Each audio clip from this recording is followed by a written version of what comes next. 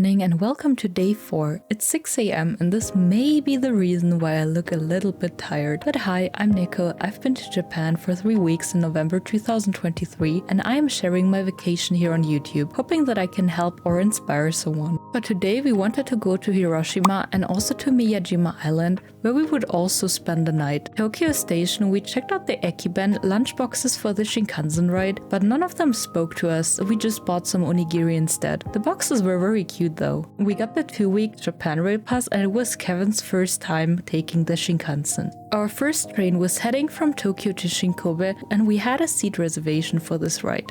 We didn't get one for our connecting ride though. I don't know, seems like the connection is really popular. Kevin was very excited about the Shinkansen ride and I forgot how convenient it is and how much space you have. As always, first things first, I had my inari onigiri to start my day right. But of course my bad luck striked and our Shinkansen couldn't start because of technical difficulties. After German Deutsche Bahn terror, I thought we would avoid it here, but nope.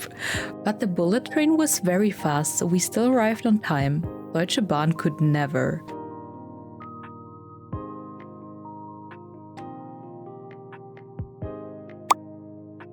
We had to wait for our connecting train to Hiroshima at Shinkobe Station, and it was time to try some ekiben here as they had a karage rice bowl. And I'm so sorry, but I think ekiben is a thing I will skip on in the future because I'm not a big fan of cold food. Of course, we still finished it so that we would save some time in Hiroshima as we had a very strict time schedule on the day and we didn't really have time for lunch.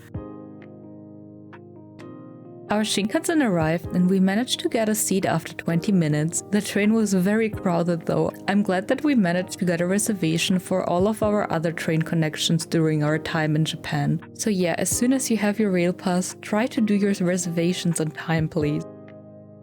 After around an hour, we arrived in Hiroshima, and if I'm being honest, I didn't think that I would like the city, but I changed my mind very fast.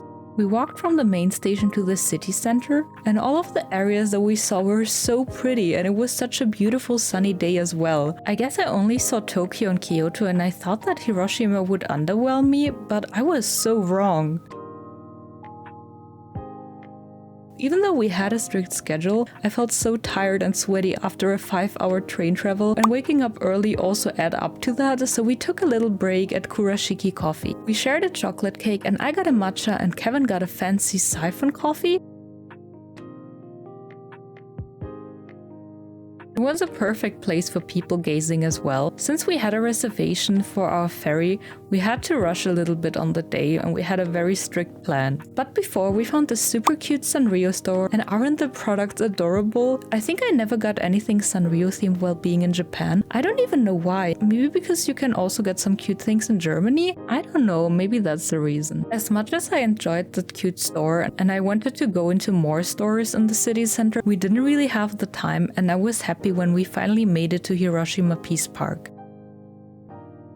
The atomic bomb dome, a strong building that stayed standing even after the terrible event that happened here, welcomed us. And I got an orange juice as a refresher as we headed to Peace Park. It was so beautiful and green, it was almost hard to imagine the horrible fate that the city had to go through in the past. After a short walk, we arrived at the museum there. The entrance fee is 200 yen and they have cheap lockers where you can leave your backpacks. I recommend everyone to come here. I'm pretty sure most of us know the tragic event that happened here, but I will summarize it briefly. On August 6, 1945, the United States dropped an atomic bomb on the Japanese city of Hiroshima. The devastating blast instantly killed 10,000s of people and left the city in ruins. The museum was very emotional and graphic, and it makes you wish that nothing like that will ever happen again. We also headed to the Children's Peace Monument. In Japan, folding origami paper cranes has become a tradition symbolizing peace and healing. This tradition gained prominence through the inspiring story of Sadako Sasaki, a young girl who folded 1,000 paper cranes while battling illness, expressing her hope for recovery and peace. Some kids in the park were ringing the bell of peace. Ringing the bell means wishing for a world without nuclear weapons and honors the victims of the atomic bombing. We took our time to explore most of the stories here, and I think it's a very important lesson for humanity to not let this happen ever again.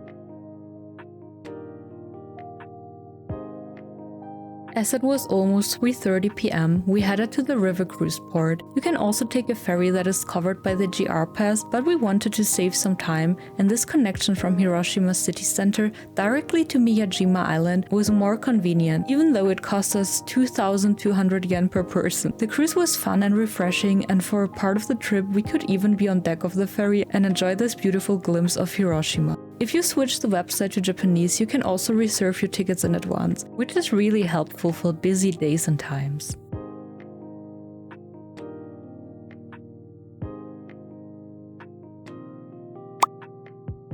After 45 minutes, we arrived on Miyajima and some friendly deer welcomed us. They were calmer than the ones in Nara and not as greedy, and of course we had to take our time to give them some head pets. At that moment, I already knew that I would love this place.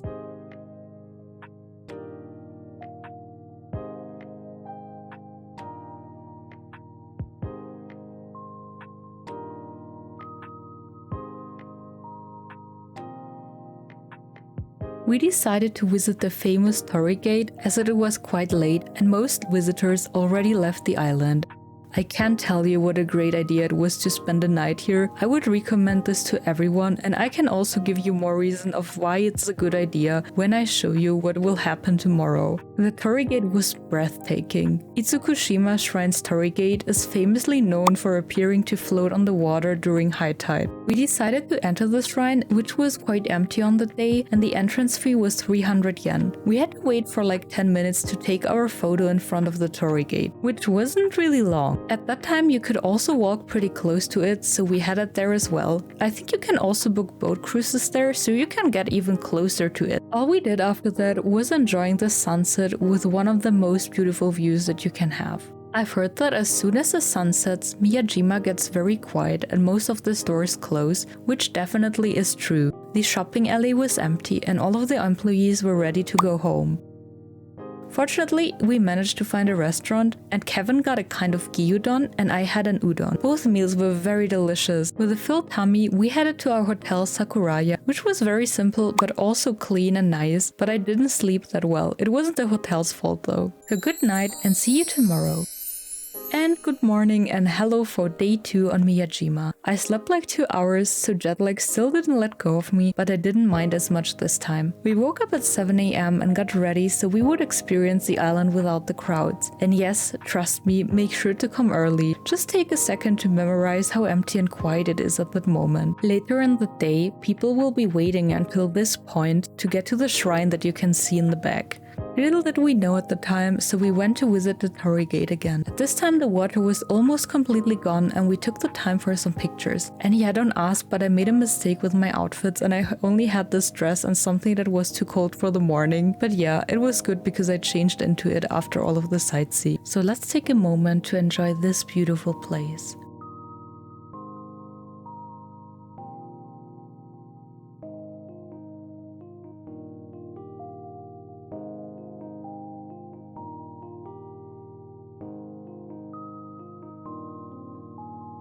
Our second stop was Daishoin Temple. Those things on the right are sutra wheels. People turn them to say their prayers without speaking. It's like a special kind of meditation. And I have to say, I've been to quite a few temples now, but this one left such an impression on me. It's an old temple going back to the 9th century. The temple has tall pagodas with pretty carvings, and when you climb up the stairs, you can see statues and lanterns. It's a peaceful spot with lots of history and nice things to see. The temple was huge, but still empty at the time, so we took our time to explore every corner. So many religious buildings are breathtaking and I love visiting them.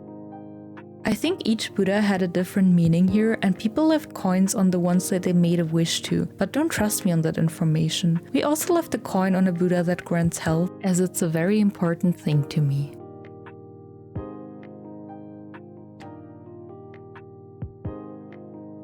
After an hour of exploring this place, this deer sent us on a different way that we were planning on going, but because of that we found a really cute cafe called Yamamura Chaya, which gave us the prettiest view over Miyajima Island. The owners were 2 elderly people and they were so cute. I got a momoji manju and a matcha. The momoji manju has become a symbol of Miyajima and it's a favorite among tourists and locals alike. These sweet treats are filled with various fillings such as red bean paste, custard or chocolate.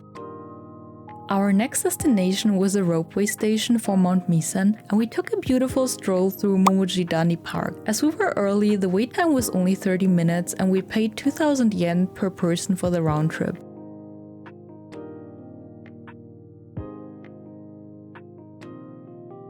The view was already really cool and it was already lunchtime, so it was starting to get warmer. I was glad that I put on a dress at the time. You have to change the ride at Kayatani Station, but it's hard to miss and there are signs everywhere.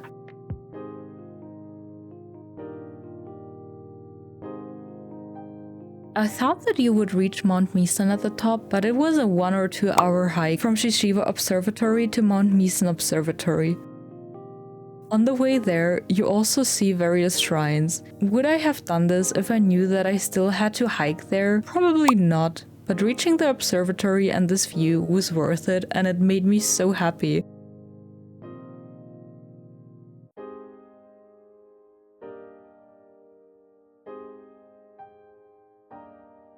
Then it was time to go back, and now please enjoy the last few calm moments of the day.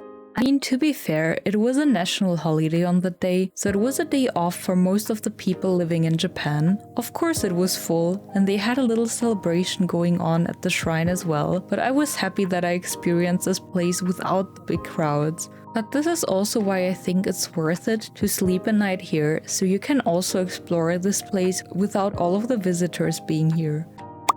As you can see here, it was totally crowded and you couldn't really walk peacefully, but it was nice to see all of the little food stalls they had for the celebration, and I love that. Oh, also here is a queue that I told you about earlier. They were all waiting in line for the shrine, and thankfully we went there on the day before. I also don't want to know how long they had to wait on that photo spot where we only had to wait for 10 minutes yesterday. I wonder if it is like that even on the days where there's not a national holiday, so if anyone has been there on another day, please let me know. I would love to hear about that. My last to-do on Miyajima was to try some of the food, and number one were the oysters, and we got them from a stall with a short queue. They tasted really good and reminded me of the oysters that I got in Greece, but I think at this point we were just a bit tired with the heat and almost no sleep at all. To feel better, we got a refreshing drink which was really delicious, and we also got those cute little sweets that you had to shake so they would be covered with this kind of strawberry powder, and they were good but not really special, but at least they look cute, so that's the important part, right?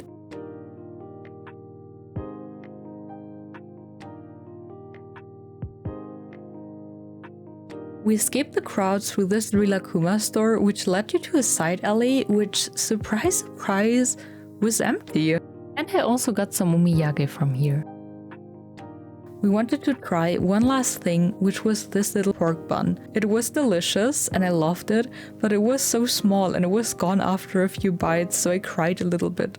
After changing into a new set of clothes, we were ready to leave Miyajima Island. This time, we took the ferry that was covered by the JR pass, so we didn't have to pay anything. It was 26 degrees Celsius, so I was so happy about how refreshing it felt to be on this ferry, and feeling the wind on our faces made everything so much better. The ferry part is shorter, but once you arrive on the land, you have to take the tram to Hiroshima, and this takes a little longer. Or at least it feels like it. Because no matter if you take the direct ferry from the Peace Park or if you take this way, it both takes 45 minutes. Back in the city, our first stop was, of course, the Pokemon Center, which has one of the coolest statues, and I also think they are the only one that has a shiny Pokemon. In terms of looks, it is my least favorite, as it seems to be a bit older, but they had products that I didn't see in other stores, so it was good that we came here. I don't know what this is, but they had the funniest Pikachu plushie ever. So just enjoy a few impressions of this place. I hope that you like them as much as I did. And of course, Kevin had to try to be funny again.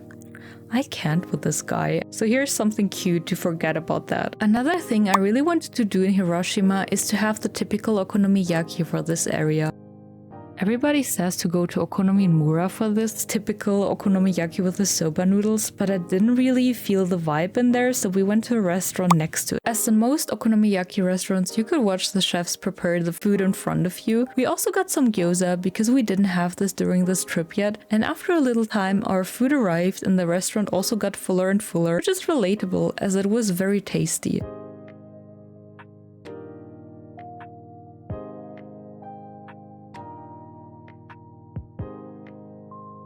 As jet lag was being mean and my camera was almost empty, I didn't film the way back to Hiroshima station, but we took our train to Fukuoka, and after an hour we arrived at our destination, Hakata Station. Everything was ready for Christmas and they did such a great job with the lights, even though it was funny to me because it's November and I was wearing a crop top and a skirt. But after this long day, we headed to our hotel and went to bed. And the next week we will use Fukuoka as the hub for all of our day trips, so this hotel was one of the nicest that we had, so we would feel comfortable during our stay. But yeah, thank you so much for watching. Don't forget to like and see you next week for a Fukuoka vlog where we visit the Kirby Cafe. I'm so excited!